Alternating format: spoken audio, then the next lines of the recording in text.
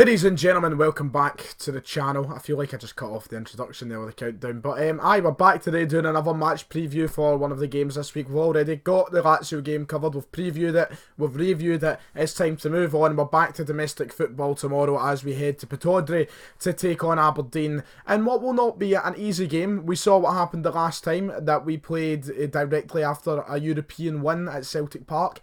We ended up going to Tony Macaroni Arena, and we lost embarrassingly to Livingston on a game we will come into a little bit further when we move into the video. But tomorrow we head up against 5th placed Aberdeen. Rangers also playing tomorrow as well after their Thursday game, as both teams continue to try and grab top spots. So not an easy game for any of us tomorrow, as following up on European football is it's not an easy task, as the European hangover sometimes does affect the teams, and we've seen it firsthand this season. But we're here to talk about Celtic in the video, of course. As a Celtic fan, that is my job, and we're here to preview that specific game. So Aberdeen coming into this, obviously a season for them which probably hasn't went as well as expected, but there has been flashes of good form, and especially coming off the back of the most recent result, Aberdeen heading into this with probably a little more confidence than what they would have 2-3 weeks ago, maybe before the international break. Last week, heading to Fir Park and beating Motherwell very convincingly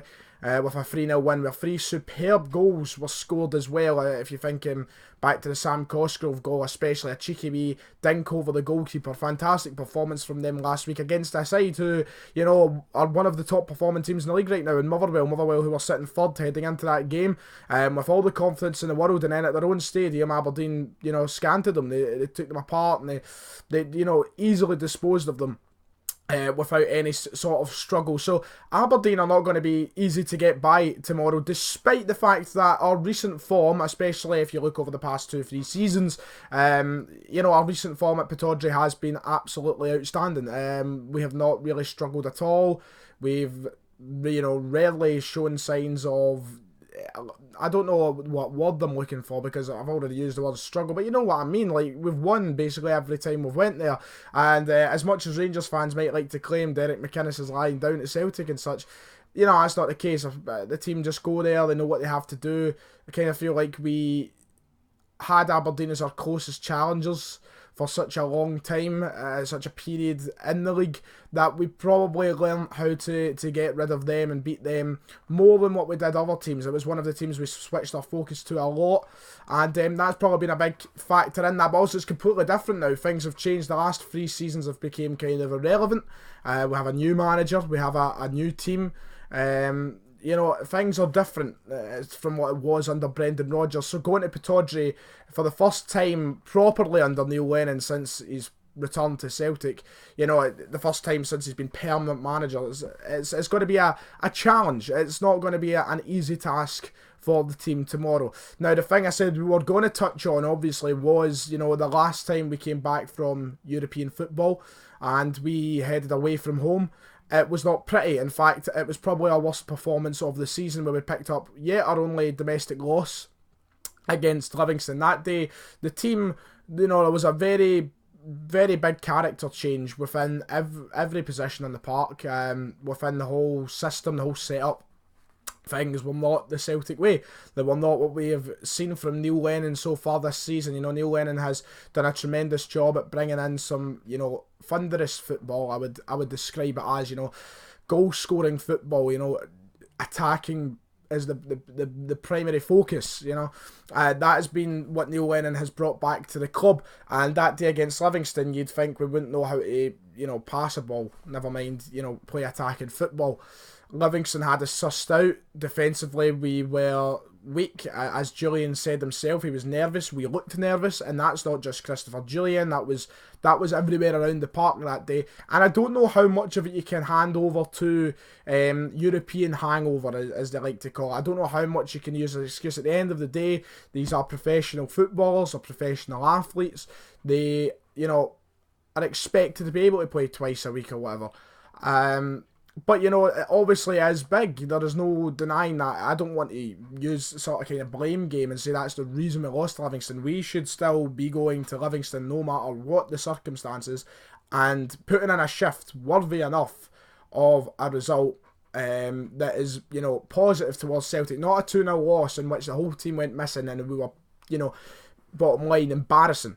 And that's why I don't want to play the blame game, but there has to be some sort of kind of rotation, I imagine, within the team or tomorrow. You've got to rotate some things about, give some players a rest. A lot of players did get a rest with the international break just before this, so maybe that will be beneficial. A lot of players have only played 1 or 2 games over the past kind of 3-4 weeks, because some don't get called up for international football and some don't play international football when they do get picked. So this one's maybe a bit different, but we need to go in with the mindset now that we know how close this league campaign is going to be. You look at the league table right now, we're separated by the fact we've scored 1 more goal than Rangers. Every point is very important from here until there is a point in the season where we could be 5 to 10 points clear. Even at that, still very important. But right now, we cannot afford to be falling behind Rangers, especially with them being at Ibrox tomorrow. They should be winning their game. We've got to go in with the mentality that 3 points is the only acceptable thing. And that is whether or not that is us playing our best team or some sort of rotated team, because we play on Thursday. Now, you've got to remember as well, this is a busy few weeks for Celtic. We've got the game tomorrow, we've got St Mirren during the week, we've got a game next weekend, we've then got Lazio again. The games are now getting to the point where they fly in, very quickly. But as I said, the mentality is the main thing tomorrow, because there was no mentality when we went to Livingston. No one looked bothered. It was like, and as Julian said, as I already touched on, the team looked nervous. We had no chances. Don't remember any chances throughout the game. I think there was one. The defenders were scanted by Lyndon Dykes. Fraser Forster was, embarrassed, being, the ball lobbed over his head. There was no mentality that day, and then even when Neil Lennon tried to make changes, it didn't work. Now, we should take positives from our last 2 games. We're just off the back of beating Ross County 6-0, and then a fantastic result against Lazio on Thursday. Confidence, morale should be through the roof, and we need to take that into this game. And the players who didn't play need to take it into this game, because I do imagine there will be some rotation for in the team. Ryan Christie, I believe, is still out with suspension due to the red card he received at Livingston. So there will be a substitute in there, I imagine. Maybe see Sinclair come back into the team somehow. Tom Rogic might start the game. Olivier Cham, don't know if he's ready to come back in, but he may see himself back in the team.